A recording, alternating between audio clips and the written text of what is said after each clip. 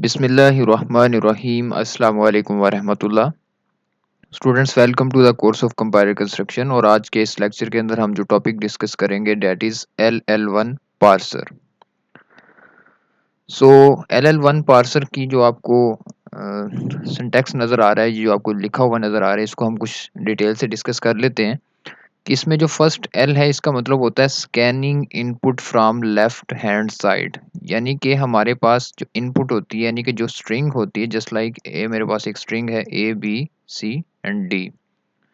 तो इस सूरत में जब हम इसको स्कैन करना शुरू करेंगे तो हम लेफ्ट साइड से इसको स्कैन करना शुरू करेंगे। जिस तरह आपने देखा था कि ID × ID+ID वाला एक ऑप्शन था। तो जब आप इस स्ट्रिंग को मतलब कि अज्यूम करते थे, तो आप सबसे पहले लेफ्ट हैंड साइड को ज़ूम करेंगे इस सूरत में। मतलब राइट भी कर सकते हैं, लेकिन इसमें क्या है कि इसमें सबसे पहले आप क्या करेंगे, लेफ्ट हैंड साइड वाले सिंबल को लेंगे। तो इस एल का मतलब है कि हम जो भी इनपुट स्कैन करेंगे वो लेफ्ट हैंड साइड से उसका जो सिंबल है उसको चूज़ करेंगे। इसके बाद ये है कि इसके अंदर जो डेरिवेशन इस्तेमाल होगी LL1 पार्सर के अंदर, वो है लेफ्ट मोस्ट डेरिवेशन। और ये हमने कई दफ़ा इसकी प्रैक्टिस भी कर चुके हैं। और इसके बाद जो 1 है, इसका क्या मतलब है कि हम इनपुट में से कितने सिंबल को लेंगे। और मतलब कि जस्ट लाइक हमारे पास ग्रामर होती है, तो हम इनपुट में से पहला सिंबल लेंगे और चेक करेंगे कि ग्रामर में से कौन सा रूल इस सिंबल के मुताबिक है। हम पूरी की पूरी स्ट्रिंग को नहीं उठाते, बल्कि हम सिर्फ पहले एक सिंबल को उठाएंगे। तो इसका मतलब ये है कि इसका जो लुक अहेड है, यानी कि जो आपको पॉइंटर इसका होगा, वो सिर्फ एक सिंगल सिंगल मतलब कि पूरी स्ट्रिंग में से सिर्फ एक अल्फ़ाबेट के ऊपर होगा, ठीक है। तो it means how many symbols you want to see, यानी कि कितने सिंबल, ये सारे बहुत सारे सिंबल्स हैं। तो आप इनमें से कितने सिंबल्स को पिक करेंगे। तो 1 का मतलब ये है कि आप सिर्फ इसके अंदर एक सिंबल को पिक कर सकते हैं। When you make decision in LL1 we take only 1 symbol. कि जब हम LL1 के अंदर कुछ डिसीजन करेंगे तो सिर्फ हम कितने सिंबल लेंगे, सिर्फ एक सिंबल लेंगे, हम पूरी की पूरी स्ट्रिंग को इकट्ठा नहीं लेंगे। तो ये था LL1 की इसकी डेफिनेशन। और इसके बाद इसके अंदर कुछ चीज़ें हैं जो कि मैं आपको बताना चाहता हूँ। इसके अंदर एक इनपुट बफर होती है, जिसके अंदर हमारी इनपुट पड़ी होती है, यानी कि LL1 पार्सर के अंदर एक इनपुट बफर होती है। जस्ट लाइक ये हमारी इनपुट है A B C D। ये हमारी इनपुट हो गई है। आप इस तरह कर लें ID × ID+ID, जो आगे हम एग्जांपल्स देखते हैं। इसके बाद इसके अंदर LL1 पार्सर होता है, ये एक एल्गोरिदम होता है, ये सारी चीज़ों को मैनेज कर रहा होता है। खैर, इसके बारे में आपने इतना ही याद रखना है। और इसके बाद एक LL1 पार्सिंग टेबल होता है, ये हमने क्रिएट करना है। LL1 पार्सिंग टेबल ये एक डाटा स्ट्रक्चर होता है। और हमारा जो LL1 पार्सर के अंदर एग्जाम के पॉइंट ऑफ व्यू से काम होगा, वो सारा LL1 पार्सिंग टेबल के हवाले से होगा, ठीक है। तो इसके साथ-साथ इसके अंदर हम स्टैक भी इस्तेमाल करते हैं। तो स्टैक के अंदर एक आपको डॉलर साइन नज़र आ रहा है, तो ये हम डॉलर साइन लगा देते हैं। और इधर आपको इनपुट बफर जो होता है इस पार्सर के पास, वो भी इसके अंदर भी एक डॉलर साइन पड़ा होता है। ये दोनों डॉलर साइन बता रहे होते हैं कि यहाँ भई बस आप अपना, यहाँ ख़त्म हो गया सारा कुछ। मैं आपको बता देता हूँ कि किस तरह कि जब इनपुट बफर से हम स्ट्रिंग को इसके अंदर पुश करना शुरू करते हैं, ठीक है? तो पहले हम A को पुश करेंगे, फिर B को पुश करेंगे, फिर C को पुश करेंगे, फिर क्योंकि आपको पता है ना, स्टैक के 2 होते हैं, एक पुश और पॉप, 2 फंक्शन होते हैं स्टैक के। तो एक फर्स्ट में हम पूरी स्ट्रिंग को पुश करते जाएँगे, और लास्ट में जब D भी पुश हो जाएगा, तो हमारा जो ये डॉलर बता देगा कि बस अब सिंबल खत्म हो चुके हैं, ठीक है? तो यहाँ से अगर हम सिंबल्स को पॉप करना शुरू कर दें, ठीक है? पहले हम डी को पॉप करें, फिर सी को पॉप करें, फिर बी को पॉप करें, फिर ए को पॉप करें, तो लास्ट में हमारे पास डॉलर साइन हमें बता देगा कि भई आपने सारी की सारी स्ट्रिंग पॉप कर ली है, अब कुछ भी पीछे बाकी नहीं है। तो इसलिए हम डॉलर साइन का इस्तेमाल करते हैं इसके अंदर। खैर, इसके बाद आ जाता है बिफोर कंस्ट्रक्ट पार्सिंग टेबल। तो मैंने आपको बताया कि हमारा जितना भी काम होगा वो सारा पार्सिंग टेबल के ऊपर होगा। We should know about 2 functions, और इसके लिए हमारे पास 2 फंक्शंस जानना लाज़मी है। एक फर्स्ट फंक्शन और एक फॉलो फंक्शन है। हमारे पास एक ग्रामर होगी और हमने उसके ऊपर 2 फंक्शन अप्लाई करने हैं, एक फर्स्ट का फंक्शन और एक फॉलो का फंक्शन। तो ये हम सीखेंगे इस आज के लेक्चर के अंदर भी कुछ चीज़ें, और इसके साथ-साथ हम मज़ीद लेक्चर्स के अंदर इसकी प्रैक्टिस भी कर लेंगे। तो ये LL1 पार्सिंग की एक थोड़ी-सी आपके सामने इन्फॉर्मेशन है। इसके बाद मैंने आपको बताया कि जिस तरह हम 2 फंक्शंस के ऊपर काम करेंगे, एक फर्स्ट है और एक फॉलो है। तो अब आपके सामने ग्रामर होगी, इस तरह आपको पेपर में दी गई होगी, या वैसे ही अज़्यूम कर लें कि आपके सामने एक ग्रामर होगी। तो इसमें से आपने फर्स्ट फाइंड करना है, तो इसकी आपने डेरिवेशन कर लेनी है, इसका आपने पार्स ट्री बना लेना है। तो पार्स ट्री अगर बनाएँगे तो आपको पता लग रहा है कि एस का जो फर्स्ट है, यानी कि इसमें से एस का जो फर्स्ट है वो कौन सा सिंबल है, वो ए है। जो टर्मिनल होगा वो इसका फर्स्ट जो सिंबल है डेट इज ए, यानी कि एस का फर्स्ट क्या है, ए। तो इस तरह हम कह सकते हैं कि जो एस है उसका जो फर्स्ट है डेट इज ए। अगर हम ऐसा, आपने सारे जितने भी आपको नॉन टर्मिनल्स नज़र आ रहे होते हैं, इन नॉन टर्मिनल्स को स्टूडेंट्स आपने यहाँ एक बात याद रख लें कि हम इनको वेरिएबल भी बोल सकते हैं, ठीक है। इन नॉन टर्मिनल्स को हम वेरिएबल भी बोल सकते हैं, ठीक है।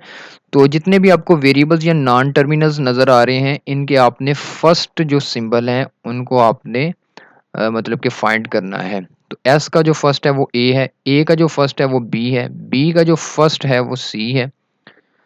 तो राइट हैंड साइड पे जो भी फर्स्ट होगा आपने वो उसको लिख देना है इस तरह, ठीक है। अभी जस्ट आपने इसका कॉन्सेप्ट लेना है। हम नेक्स्ट लेक्चर इसके अंदर भी बाकायदा इसकी प्रैक्टिस करेंगे, लेकिन आपने यहाँ बाकायदा इसका कॉन्सेप्ट लेना है। तो एस का फर्स्ट ए हो गया, ए का फर्स्ट बी हो गया, बी का फर्स्ट सी हो गया, सी का फर्स्ट डी हो गया और डी का फर्स्ट ई हो गया। तो आपने इस तरह फर्स्ट फाइंड कर लेना है। अब मैंने ये जो ड्राइव किया है इसकी रीज़न क्या है, इस पे आपको मैं ले जाता हूँ। अब देखिए ग्रामर चेंज हो गई है। यहाँ जो फर्स्ट था वो नॉन टर्मिनल था, सॉरी टर्मिनल था, जो स्मॉल ए नज़र आ रहा है एस के आगे। यहाँ अब जो एस का फर्स्ट है वो कैपिटल ए है, ठीक है। तो अगर हम अब इस सूरत में स्ट्रिंग को ड्राइव करें तो आपके सामने कुछ स्ट्रिंग इस तरह डिराइव होगी, ठीक है। क्योंकि जितने भी नॉन टर्मिनल्स होते हैं वो तो ड्राइव होते हैं ना, एस भी ड्राइव होगा और आगे जितने भी नॉन टर्मिनल्स, ठीक है। तो अगर हम इनको ड्राइव करें तो एस की डेरिवेशन कुछ इस तरह होगी। तो अगर हमने देखें एस से पहले हमने ये चीज़ ड्राइव की ए बी सी डी, और अगर अब हमने एस का जो फर्स्ट है वो ए है तो ए को हमने ड्राइव किया तो ए का जो फर्स्ट है वो क्या है, बी। तो इस सूरत में अब एस का फर्स्ट क्या होगा, बी, ठीक है। अगर इसके आगे टर्मिनल होता तो वो मतलब कि टर्मिनल को हम मजीद एक्सपेंड ही नहीं कर सकते, लेकिन अगर नॉन टर्मिनल होगा तो उसको एक्सपेंड करना पड़ेगा, ठीक है। मतलब कि फर्स्ट ऑफ एस ए, और मतलब कि जो एस का फर्स्ट है वो ए का फर्स्ट होगा, ठीक है। एस का जो फर्स्ट है वो ए का फर्स्ट होगा, ये आपने याद रखना है, ठीक है। इसके बाद बाकी वैसे ही हैं, ए का फर्स्ट बी है, बी का फर्स्ट सी है, सी का फर्स्ट डी है, डी का फर्स्ट ई है। अब यहाँ मज़ीद मैं थोड़ा सा ग्रामर को चेंज करता हूँ।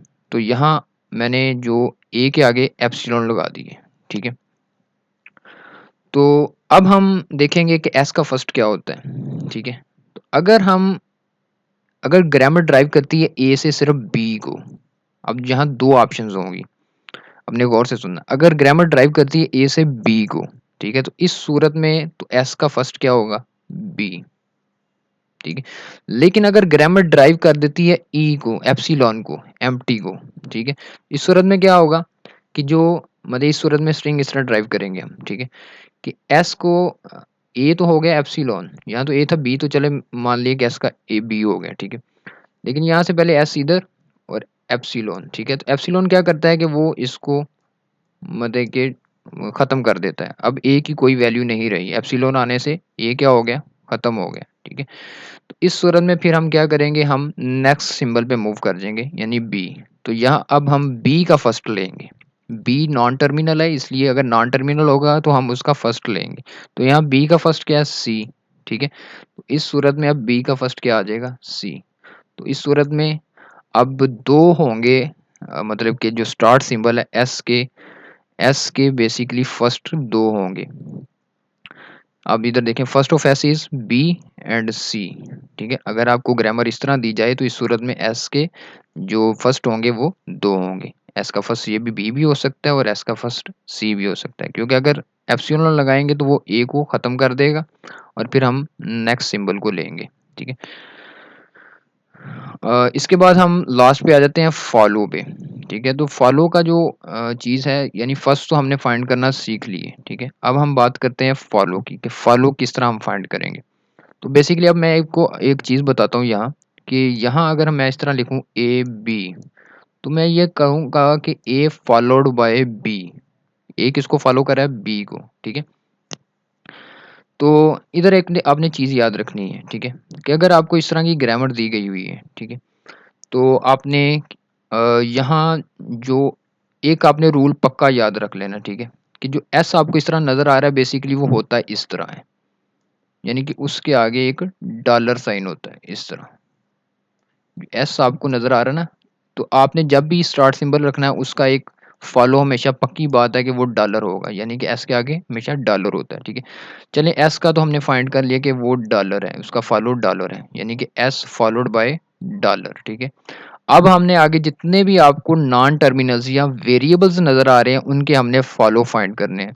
तो अगर हम यहाँ बात करें कि अब हमने एस का तो फाइंड कर लिया, अब पहला जो नॉन टर्मिनल है ये ए है, तो ए का फॉलो क्या होगा, तो ए किसको फॉलो कर रहा है, ए इस पूरी स्ट्रिंग को फॉलो कर रहा है, बी सी डी को, ठीक है। ए किसको फॉलो कर रहा है, बी सी डी को। अब ए जो फॉलो कर रहा है वो इस बी सी डी में से जो फर्स्ट ऑफ बी है उसको फॉलो कर रहा है, ठीक है। तो ए बेसिकली फॉलो कर रहा है बी को। अगर आप सिंपल देखें, सिंपल अगर इधर बात कर ली जाए तो ए जो फॉलो कर रहा है ना वो बी को फॉलो कर रहा है, ठीक है। लेकिन बी जो है वो नॉन टर्मिनल है। तो अगर नॉन टर्मिनल होगा तो हम इसका जो फर्स्ट होगा, यानी इस नॉन टर्मिनल का फर्स्ट क्या है, बी का फर्स्ट सी है, ठीक है। बी का फर्स्ट क्या है, सी है। तो इस सूरत में ए का जो फॉलो होगा वो सी होगा, ठीक है। अगर ए के आगे नॉन टर्मिनल है तो इस सूरत में जो नॉन टर्मिनल का फर्स्ट होगा वो ए का क्या होगा, फॉलो होगा। अब ए का फॉलो हमने फाइंड कर लिया, अब बी के फॉलो पे चले जाते हैं। तो बी के आगे क्या है, बी किसको फॉलो कर रहा है, कैपिटल सी को। और कैपिटल सी क्या है, एक नॉन टर्मिनल है या वेरिएबल है जो मजीद एक्सपेंड हो सकता है। तो अगर मैंने कहा है कि अगर वेरिएबल के आगे वेरिएबल आ जाए या नॉन टर्मिनल के आगे नॉन टर्मिनल आ जाए, जो जो आगे नॉन टर्मिनल होगा उसका आपने फर्स्ट लेना है, ठीक है। अब बी के आगे सी है तो सी का आपने फर्स्ट लेना है, सी का फर्स्ट क्या है, डी। तो यहाँ आपने जो बी है इसका आपने जो फॉलो है वो क्या ले लिया, डी, फर्स्ट ऑफ सी। अब आगे सी है, तो सी की बात की जाए तो सी के आगे क्या है, डी है, ठीक है।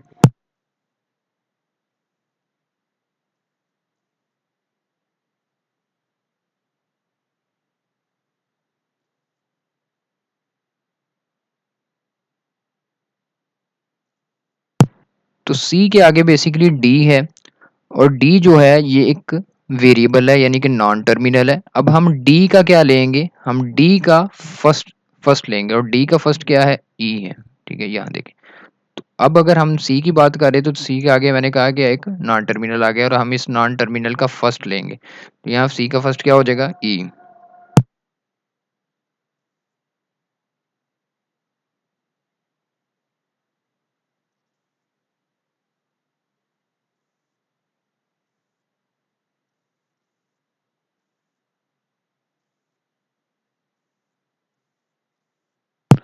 और अगर यहाँ अगर बात की जाए डी की, तो लास्ट में डी बच गया ना, तो अब डी के आगे कुछ भी नहीं है। तो डी के आगे कुछ भी नहीं है, तो यहाँ मैंने एक स्टेटमेंट लिखी हुई है, if there is nothing at the right side of the variable, कि अगर वेरिएबल के राइट साइड पे कुछ भी नहीं है या नॉन टर्मिनल के राइट साइड पे कुछ भी नहीं है, then always follow of that variable is follow of left hand side.